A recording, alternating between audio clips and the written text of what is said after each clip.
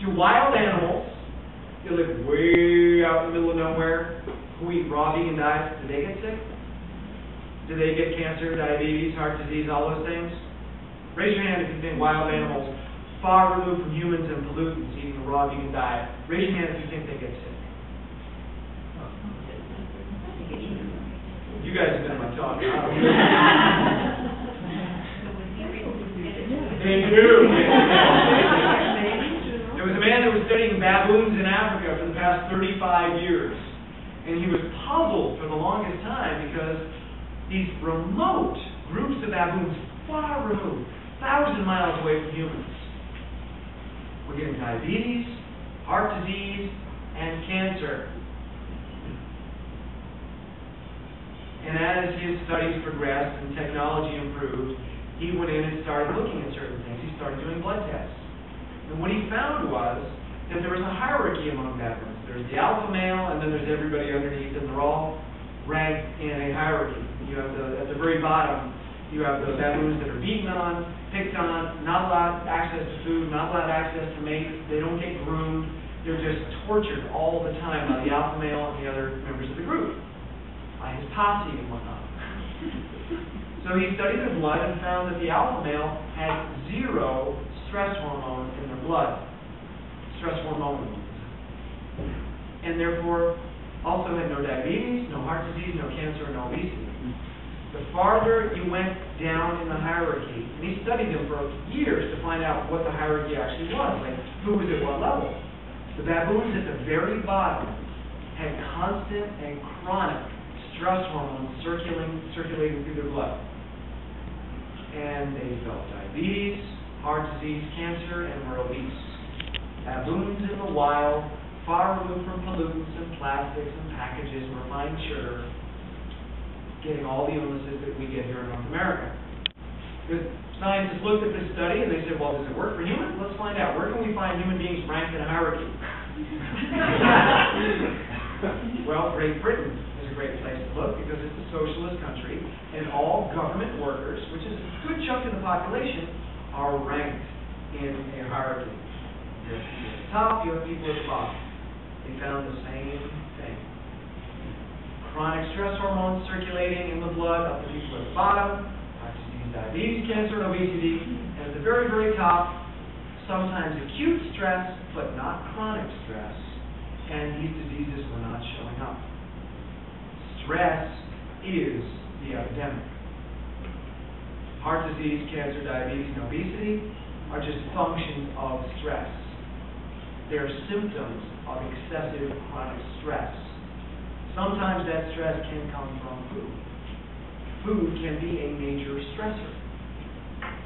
But your emotions are probably more likely a greater degree of stress in your life. And your excessive or lack thereof of physical activity can also be major stressors in your life. Too much physical activity, not enough physical activity.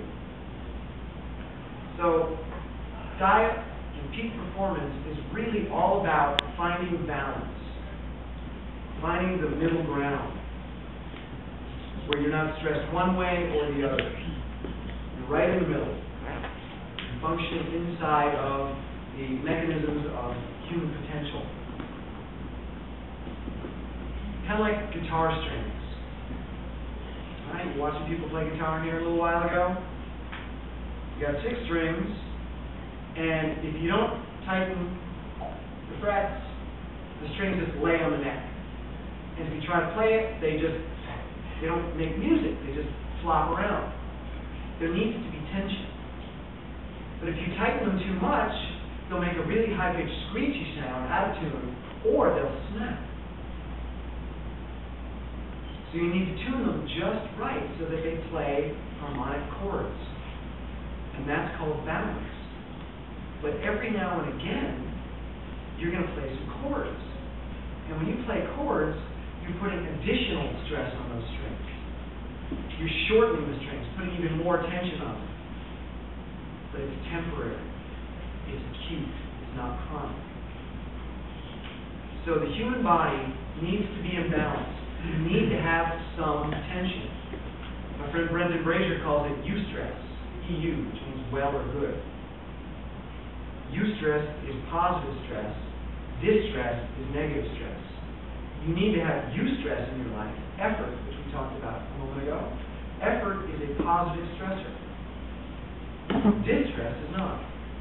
So you need tension in your life, and every now and then you need to increase that tension. You need to have a little bit of acute stress so that you can grow. Growth comes from acute stress every now and again. Going to the gym, going for a run, is additional stress that's added to your body. You only do it for a short period of time, and then you rest and recover. And you create these harmony and play the tunes of your existence, the melody of your life. People that are looking for a shortcut or a quick fix are basically saying, take all the tension away. Take all the effort away. I just want my guitar strings to lay on the easy chair and flop out and have on-demand TV and on-demand life. And I'm going to push a button and you're going to bring the giant big Slurpee to me and the hot dogs and the burgers, and I'm not going to have to get out of the chair. It's going to be like the movie Wall-E. We're just going to be floating around on these air-powered chairs, and where our body's going to evolve that we can't even walk anymore. That's what people want. That's not a lot of fun. Being fit and being healthy and being powerful and being excited, being full of energy, it's fun. Trust me. It's fun.